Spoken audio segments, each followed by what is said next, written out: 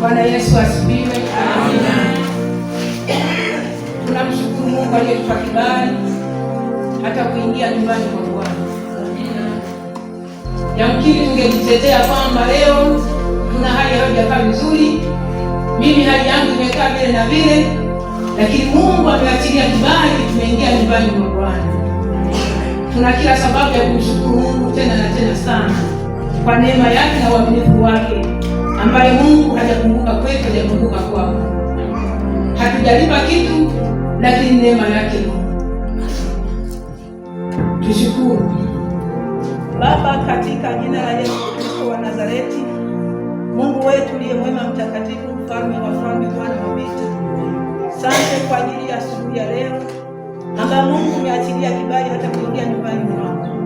Asante kwa ajili ya kanisa lako Mungu ambao umeliita kwa pendo lako kufikia madhabahuni kwa Yesu Kristo. Wewe ni Mungu, wewe ni mtakatifu, wewe ni mfalme. Hapana Mungu mwingine zaidi ya kwako wewe Mungu. Tunakuinua, tunakutukuza peke yako. Sifa zako Mungu ilikuwa na rehema kila sana wakati. Tunasogea mbele zako Emmanuel, kiwa msaada wa karibu. Tunanyenyekea kwako, tunainama kwako Bwana. Maana pasipo Mungu sisi hatuwezi jambo lote lile. Tunaalika Roho Mtakatifu aliye mwalimu wa kweli, anaweza kutufundisha sawasawa na kusudi lako Mungu. Nifundishe kanisa lako kwa Mungu likusudia. Ni katika jina la Yesu Kristo wa Nazareti hai. Tunajidhihirisha kwako tukiomba na kuamini. Amen. Amen. Somo katika siku ya leo, maneno ya leo ambayo yanatoka kwenye shairi linalosema kwamba haki. Kinasema nini jamani? Haki. Kinasema haleluya kanisa. Kichwa kinasema au wazo la wiki linasema nini? Haki kuleta amani na ustawi. Naomba tuseme wote, haki kuleta amani na ustawi. Haki kuleta ustawi. Anaposema hata habari ya ustawi, tunastawi kwenye mazingira gani? Tunastawi kwenye mazingira ya kumtumikia Mungu. Bwana Yesu asifiwe. Amen. Tunastawi kwenye mazingira ya kumtumikia Mungu. Tunastawi tunapotenda haki. Tunastawi tunapomsikiliza Mungu. Tunastawi tunapotenda yale Mungu anavyotuagiza. Bwana Yesu asifiwe. Amen. Somo tuliopewa leo, Mambo ya Walawi 19 mstari wa 30 hadi 37. Mambo ya Walawi 19 30 hadi 37.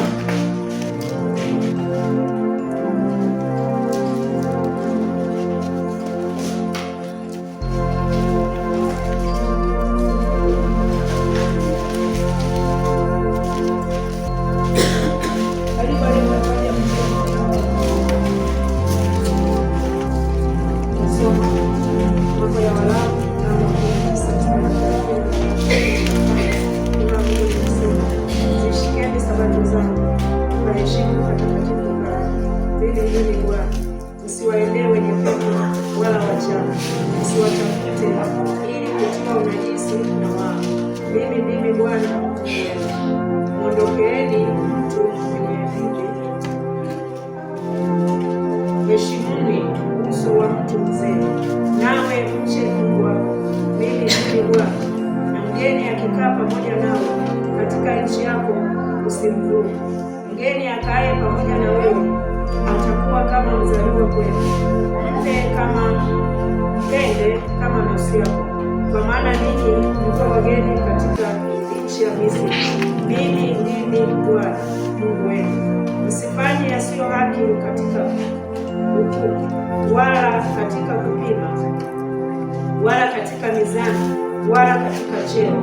Mizani ya haki, vipimo vya haki, efa ya haki, ini ya haki, ndivyo mtakavyokuwa navyo.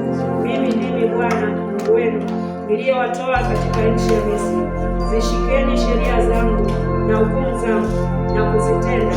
Mimi ndimi Bwana. Amen. Bwana Yesu asifiwe. Amen.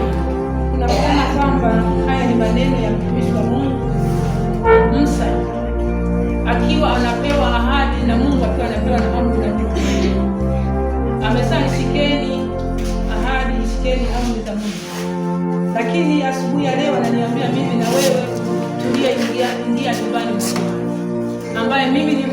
mwenzangu Mkristo unayejua maana ya kumtumikia Mungu. Bwana Yesu asifiwe. Amesema zishikeni Sabato tukamtumikie sawasawa Mungu aliyokusudia, tukatende kama Mungu anavyofanya, tukatende kama Mungu anavyotuagiza. Kanisa anatuagiza kuzishika sheria za Mungu. Kanisa linaagizwa kutembea kwenye kweli ya Mungu. Kanisa linaagizwa kumtumikia Mungu kwa viwango vya juu sana. Anatamani kama mmoja aelewe sawasawa kwamba mwelewe Mungu, kwamba Mungu ni nani, anatakiwa atumikie kama jinsi tulivyokusudia.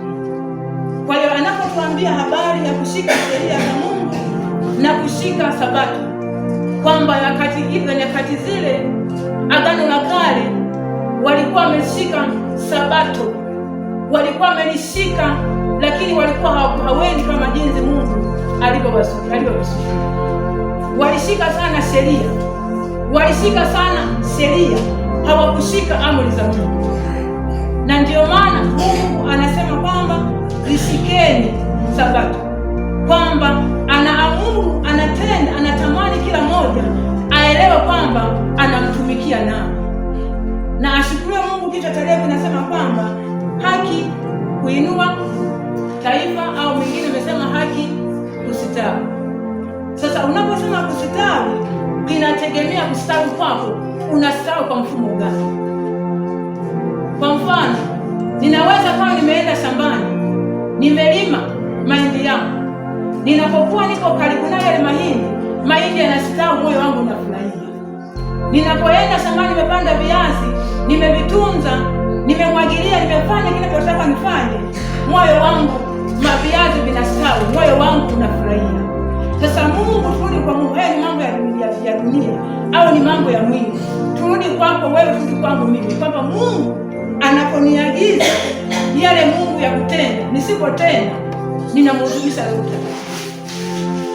Anaponiagiza kwamba nishike sheria, nisipofanya naenda kinyume na utaratibu wa Mungu.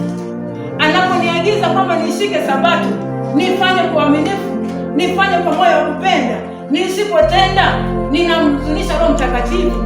Ninamwona kama Mungu hawezi kufanya chochote kile. Lakini asubuhi ya leo mtu anakumbusha kwamba hebu tushike Sabato, hebu tuyashike maneno ya Mungu, hebu tushike kusudi la Mungu aliyokusudia. Amekusudia Mungu kukufungua, amekusudia Mungu kukuponya, amekusudia Mungu kuenda kwenye viwango vya juu zaidi. Hivi ulivyo, hivi nilivyo, hajaisudia niwe mazingira kama haya. Haleluya, amen. Bwana Yesu asifiwe, amen. Kila mmoja ni shahidi wa maisha yake. Hivi ulivyo, hivi nilivyo, sivyo Mungu alivyokuweka mahali hapa.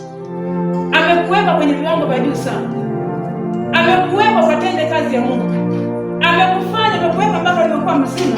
Anatamani uwe shambani mwa Bwana, anatamani silaha zetu siweke chini, anatamani silaha zetu ziinue, lakini wengi silaha zetu ziweka chini. Tunapokuwa tunapita kwenye magumu ya kila namna, tunapita kwenye vita kila namna, tunaona kama Mungu ni mwamuzi, lakini yeye ni Mungu wa wote. Hakuna jambo lisiyowezekana kwake, ila yule aamini. Haleluya, amen. Unapoamini kwamba Mungu yuko, Mungu anatenda, hakika Mungu kuachilia kustawi katika roho, kustawi katika roho, kutenda ile Mungu aliyokusudia. Na aposema kwamba paheshimuni patakatifu kwangu, anaposema habari ya kumheshimu madhabahu patakatifu, anatamani mioyo yetu iwe na mioyo ya kunyenyekea mbele za uso wa Mungu. Hajanena kwenye madhabahu hii, madhabahu nayo mwenye moyoni mwako.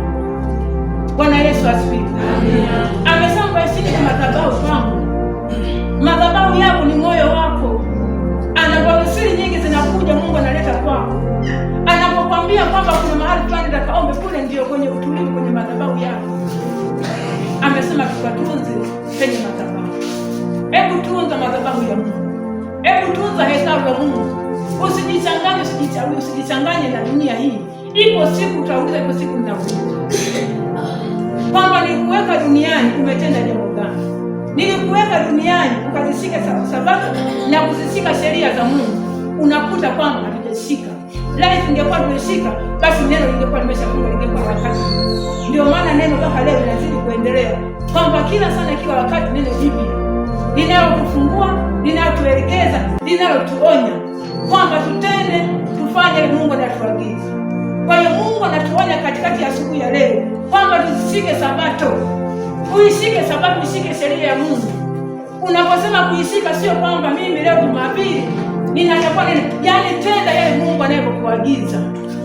Bwana Yesu asifiwe. Amen. Fanya ile Mungu anayokutuma, fanya yale Mungu anayokuagiza. Kushika tu haiwezekani, yaani unashika lakini unashindwa kutenda. Ndio maana wakati ule kwamba walishika kwamba ni Sabato, hawakutamani hata mtu afanye siku ya Sabato. Walitamani wafanye yale Mungu walikuwa wanashika kwa sheria. Hawakushika kama Mungu anavyowaagiza. Sheria zao hawakuzitembea kwenye mioyo yao, walitembea katika mwili. Lakini asubuhi ya leo Mungu anatukumbusha tena, kanisa uliyopata neema kuingia asubuhi ya leo, anatamani ushike sheria za Mungu. Unaposhika sheria za Mungu, kama akisema omba kwa ajili ya omba, akisema omba kwa ajili ya mtumishi omba, akisema kawaone wahitaji nenda kaone, akisema fanya lile fanya, kadri Roho Mungu atakapokuongoza. Watu wengi tunafanya kinyume na kusudi la Mungu, tunafanya kama anavyotaka mimi, lakini Mungu amesema ni Mungu wa wote wenye mwili. Waheshimu watu wote, waheshimu watu wote, waheshimu watu wote, waheshimu watu wote. Hatamani ubaguzi, hatamani kuona mimi ni bora kuliko yule, hatamani kuona kama mimi najua kuliko yule. Anataka wote tuwe mstari mmoja, wote tunyenyekee kwa Mungu. Ndio kusudi la Mungu. Haleluya kanisa. Amen. Anataka tuporomoke kwa Mungu, tunyenyekee kwa Mungu. Anataka kila jambo, si mimi siwezi, Mungu naomba nisaidie. Anataka kwa namna yote tunyenyekee magotini pa Bwana. Nyakati tulizokuwa tunazo, tunahitaji kunyenyekea sana mbele za Mungu. Dunia jinsi inavyoenda, hatuwezi kufika mahali pote pale kama tunaenda kwa jinsi. Kama ninafanya ninapotaka mimi, kama unafanya ninapotaka wewe, huwezi kufikia kwenye kusudi la Mungu. Adui yuko viwango vya juu sana. Shetani halali masaa 24 anamtafuta mwokozi, anamtafuta Mkristo kwa ajili ya kumwangusha. Sasa nitegemea wewe umeangusha kwenye sehemu gani? Bwana Yesu asifiwe. Amen. Umeangusha kwenye sehemu gani? Amesema tushike Sabato na kutenda sawa sawa Mungu alivyokusudia. Anataka tutende kama Mungu alivyokusudia. Amesema yeye ni Mungu anayejua hata yaliyo siri. Amesema mimi ni Bwana Mungu wako, usiwe na miungu mingine. Kwamba wakati ule aliona kuna watu wamejaza kwenye mioyo ya miungu tofauti.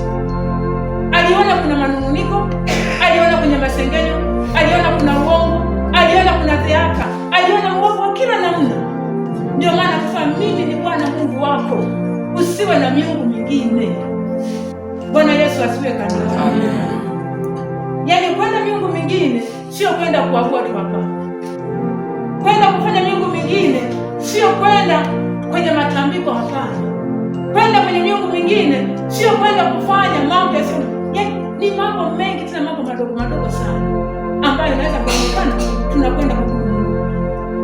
Yamkini naabudu Mungu mali, yamkini naabudu Mungu mtu, yamkini naabudu Mungu mavazi, lakini yeye Mungu anasema ya kwamba yeye ni Mungu anayeangalia kesi, anaangalia moyo wangu, anaangalia moyo wako umejaza kitu,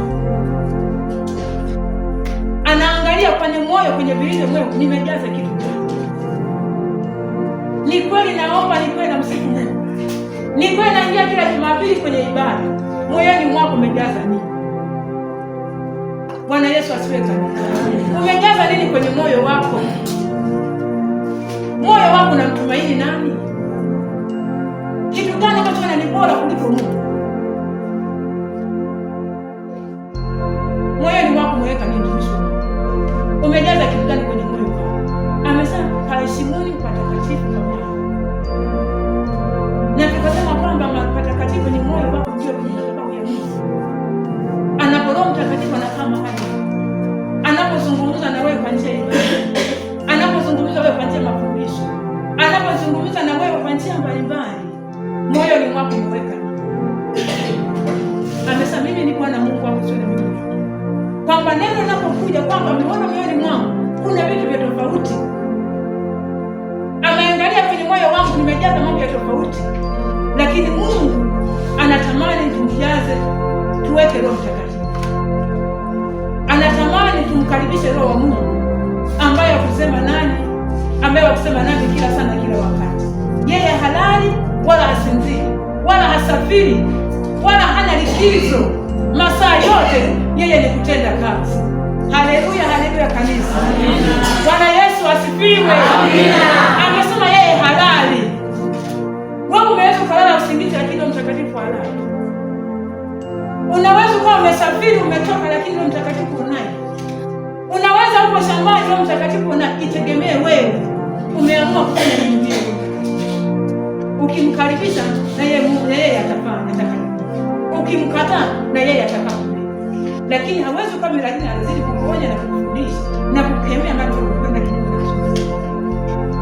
Na Mungu atusaidie kanisa. Amesema mimi ni Bwana Mungu wako. Umeweka miungu gani kwenye moyo? Hapa ulipo unatafakari nini? Hapa nilipo ninatafakari nini? Amesema yeye ni Mungu anayeangalia usingizi. Na kama anaangalia usingizi, hakuna jambo lisilo mbele zake. Haleluya. Na hapa tufungua Mhubiri 5 mstari wa 1.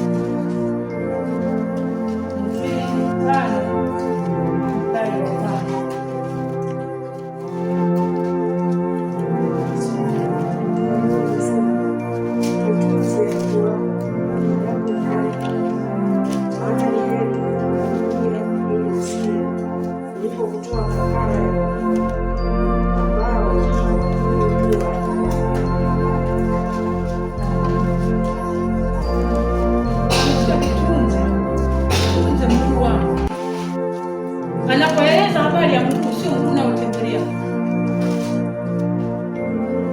Haleluya kanisa. Sio mguu unaotembelea. Mguu ya. Amesema utunze mguu wako unapokuja nyumbani kwako. Watu wengi tunatoa hafala za umma. Yaani tunapoteza muda mwingi wa kujifunza neno la Mungu lakini hatujashika. Tunapoteza muda mwingi wa kujitoa miili yetu kwa ajili ya sadaka na njia mbalimbali lakini hatujafanya katika Mungu. Lakini Mungu anakumbusha kwamba katika Mhubiri anatamani kwamba tunapoingia nyumbani mwa Mungu tuingie tukiwa na Roho Mtakatifu. Tuingie tukitaka kujifunza Mungu. Tusipoteze muda mwingi halafu tukamaliza kupasa. Tunakuwa kama Mungu, kama Mungu asiyefaidia. Kama Mungu asiyefanya lolote. Ninapokuwa mimi ninaonywa mazingira fulani, ninaporudia mazingira yale inaonekana Mungu kama hatendi. Inaonekana Mungu hatendi kwa kitu. Kwa hiyo amesema tujitunze. Mungu yetu anapoingia nyumbani. Tumtake Roho Mtakatifu. Tumtake Mungu atufundishe zaidi na zaidi na zaidi na zaidi. Huyo ndio mwalimu wa kweli. Haleluya. Amen. Huyo ndio mwalimu wa kweli anayefundisha kweli. Anayejua kuonya, anayejua kukaripia. Anayejua hata yaliyo mbele yangu mimi sijui. Anayejua na siku yangu ya kuondoka kwangu, anajua siku ya kuondoka kwangu. Roho Mtakatifu anajua. Anajua kwamba majira fulani tutamkosea Mungu, anajua. Lakini mimi sijui. Kwa hiyo lazima tumtake Roho Mtakatifu. Lazima tumuombe Roho Mtakatifu ili kwamba tukae sawasawa mikononi mwa Bwana. Ili kwamba tumtolee sadaka mbele za Mungu, sadaka zenye maana mbele za Mungu. Kwamba ninapoingia kusifu, nisifu katika roho na kweli. Ninapoingia kuomba, niombe katika roho na kweli. Ninapoingia kutenda tendo la kudiakonia, katika roho na kweli. Ndicho Mungu anafundisha mahali kwamba tumetoa sadaka za isiyokuwa na maana, lakini asubuhi ya leo Mungu anataka kwamba nitende lile Mungu anavyofundisha. Nitii Roho Mtakatifu anasema nini. Itakuwa kitabu cha mwisho Yoshua 4.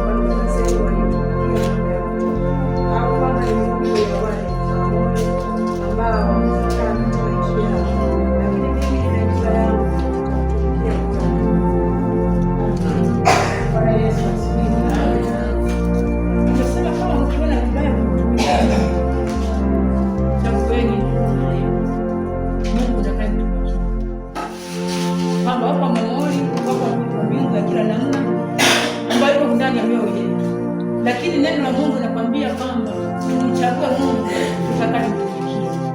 Kama atamtumikia Mungu dunia ndio ndio, lakini hatamani niishi kwenye mazingira haya. Amesema basi leo mchagueni Mungu tutakayemtumikia. Anaongea na wana wa Israeli anapokuwa kwamba anawapelekea habari njema za Mungu, anapowaambia washike sheria za Mungu hawazishiki, wanakwenda kama wanavyotaka wao.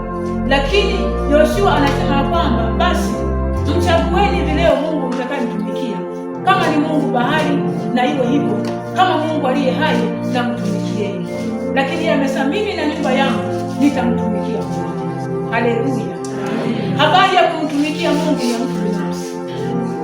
Habari ya kumtumikia Mungu haihitaji kanisa lote, haihitaji kwaya yote, haihitaji wazee wa kanisa wote, hawahitaji wainjilisti wote. Anasema mimi na nyumba yangu nitamtumikia Bwana. Maana yake wewe kama wewe jidhiri kwa Bwana, mtake Mungu, Mungu akuhudumie, mtake Mungu, Mungu akufundishe. Mungu hahitaji kuzungumza wakiwa watu kuna vitu vya kila namna. Hata anatamani kuzungumza mtu peke yake akiwa moyo wake kwenye vilindi vya vimejaa neema na hekima. Ndio anachotaka Mungu. Ndio Mungu anapoachilia. Anasema mimi na nyumba yangu nitamtumikia Bwana. Kwa hiyo leo anatuambia kwamba tumchague Mungu aliye hai ambaye tunaweza kumtumikia, awe ni Mungu wa kweli, awe ni Mungu wa kweli. Hatamani tuchanganye, hatamani tutende uovu na kutenda mema. Kama nimeamua kutenda mema, nitende mema tu. Kama nimeamua kumtumikia Mungu, nimtumikie Mungu katika roho na kweli. Kama nimeamua kufanya kile Mungu alikusudia, nitende sawa sawa na kusudi lake. Anasema mchagueni leo mtakayemtumikia. Yoshua anasema mimi na nyumba yangu. Wewe utamtumikia nani? Bwana Yesu asifiwe. Amen. Neno Mungu anasema, Yoshua anasema mimi na nyumba yangu nitamtumikia Bwana. Yaani nyumba yangu, moyo wangu nitamtumikia Bwana. Wewe utamtumikia nani? Ni nani atakayemtumikia kwenye akana na majira haya? Dunia imechoka. Dunia ina viwango vya juu sana. Adui anatenda kazi kila sana kila wakati. Anatafuta kila mmoja muangushe kwa namna gani. Wewe utamtumikia nani? Utamtumikia nani? Najua utakuwa na jibu hilo. Ni bora kama mtajibu jibu lilojema kama mimi nitamtumikia. Maana kutumikia Mungu kuna faida. Maana kumtumikia Mungu kuna kustawi. Maana kumtumikia Mungu kuna viwango vya juu sana. Maana kumtumikia Mungu ataondoa laana za kila namna. Maana kumtumikia Mungu atafunua hata iliyo sirini. atakuwekea mahali peupe. Kwa hiyo tumtumikie Mungu aliye hai, tuache dunia inapotaka iende. Fanya kama Mungu anapotaka kufanya. Bwana Yesu asifiwe. Haleluya kanisa. Tupungiane mikono kama tunaelewana. Tupungiane mikono kama tunaelewana. Amesema mimi na nyumba yangu nitamtumikia Bwana. Hata wewe wenzangu mtumikie Bwana. Hata wewe wenzangu mtumikie Bwana. Maana Mungu ana ufunguo. Hata yaliyofungwa yatakuwa wazi. Yamkini familia yetu ipo kwenye mazingira kila namna, ipo kwenye mikataba kila, lakini nimtumikia Mungu, Mungu atafanya njia pasipo kuziba. Yamkini nitalia kwa ajili ya watoto wetu vijana wa kike na kiume, nikimtumikia Bwana, Mungu atawasogeza wenyewe. Yamkini utaomba kwa ajili ya mafanikio yako, ukimtumikia Bwana, yeye Mungu atafungua milango itakuwa wazi.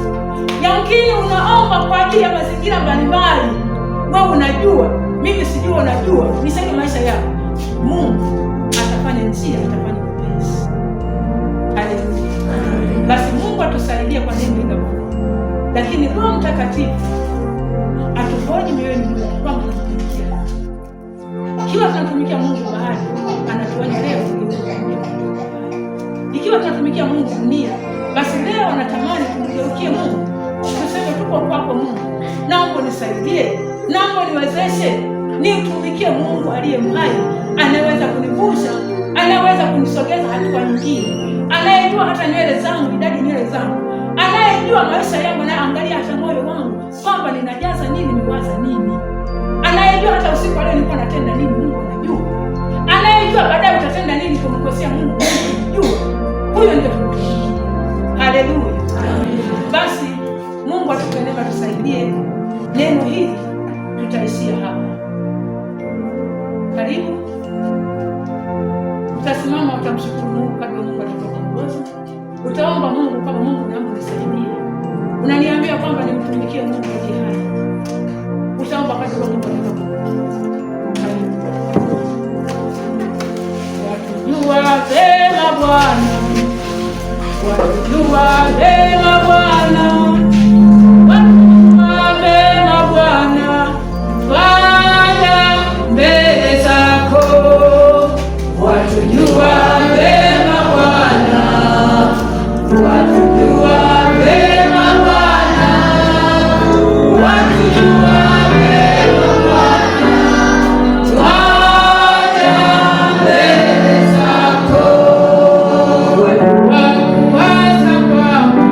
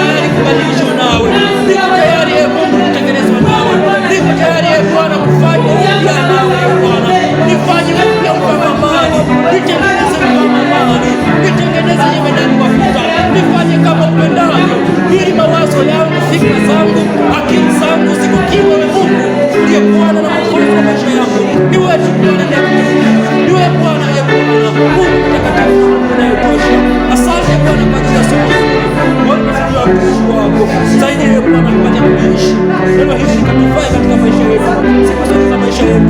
Tuliishi neno hili, tulipo katika kukuona wewe, tulipo katika kutafuta wewe, tulipo katika kutafuta uso wako, ili Mungu pamoja nasi, ili uwepo wako sisi pamoja nasi kwa utukufu wako.